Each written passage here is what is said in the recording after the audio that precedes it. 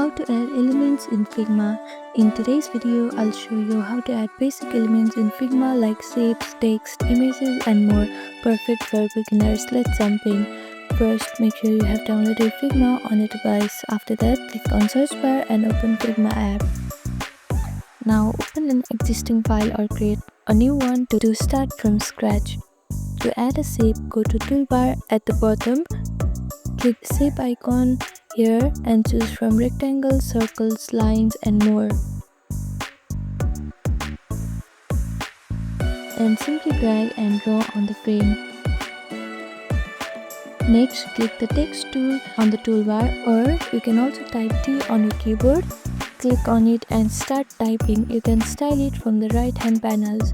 To add images, just drag and drop from your computer or go to the top menu. File. Here you can see place image option, then pick the image you want. You can also use pre-made elements like components, icons or plugins. Just open the assets panel. And here on the search, type in the element that you want to add and drag them in. Once your elements are added, use the move, resize and style tools to place and customize them exactly how you like. And that's it.